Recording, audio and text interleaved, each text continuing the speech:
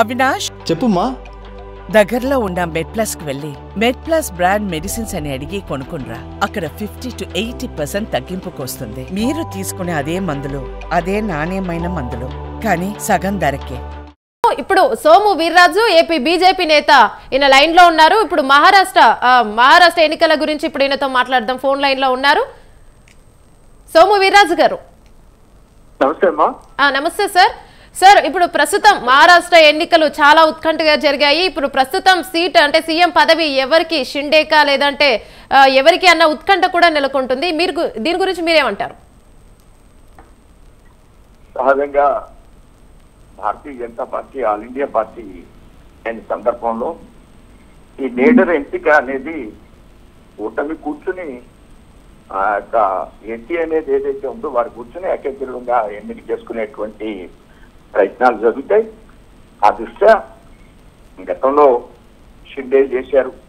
ఇప్పుడు ఏం చేయాలి అనేది పార్టీ పెద్దలు కూర్చుని నిర్ణయించుకునేటువంటి సంప్రదాయం సహజంగా భారతీయ జనతా పార్టీ ఉంటుంది. ఆ విధంగానే గతంలో ఎంపిక చేసుకున్నారు. మరలా కూడా ఆ విధంగానే ఎంపిక చేసుకుని ఎవరైనా కావచ్చు, ఫడ్నవీస్ కావచ్చు, షిండే కావచ్చు, శరద్ పవార్ కావచ్చు, ఎవరైనా కావచ్చు, ఎవరైనప్పటికీ కూడా ఆ రాష్ట్రం అభివృద్ధి చెందడమే.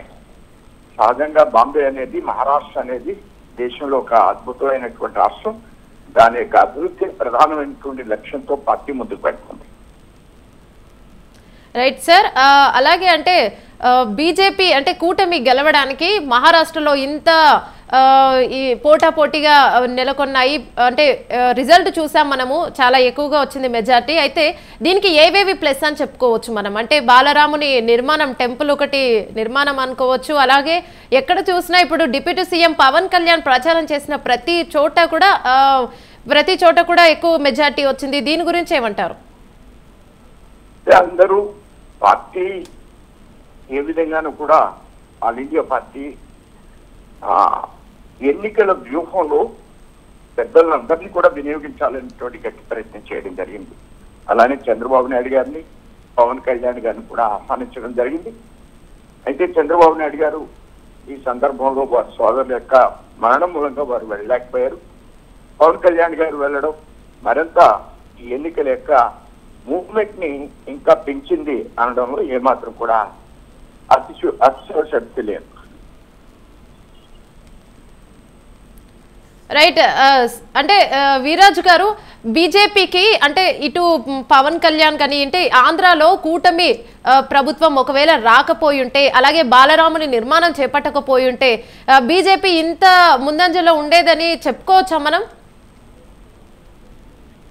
బాలరాముడు యూపీలో మొన్న జరిగిన ఎన్నికలు చూసాం.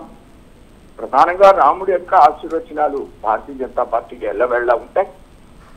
అయితే మహారాష్ట్రలో చాలా పెద్ద ఎత్తున అభివృద్ధి కార్యక్రమాలు మనం చేయడం జరిగింది. ఒక 40,000 కోట్ల రూపాయలు అనేక రకాల అభివృద్ధికి వ్యూహాత్మకంగా గట్టి ప్రయత్నాలు చేశారు. హైవేస్ కావచ్చు, కొన్ని కొత్త ప్రయోగాలు చాలా అభివృద్ధికి సంబంధించి మహారాష్ట్రలో చేపట్టడం మూలంగానే ఇంత గొప్ప విజయం సాధించింది. అలానే ఎక్కడ కూడా పోల్ మేనేజ్మెంట్ అనే దాంట్లో కూడా గట్టి ప్రయత్నాలు మహారాష్ట్రలో చేయడం జరిగింది.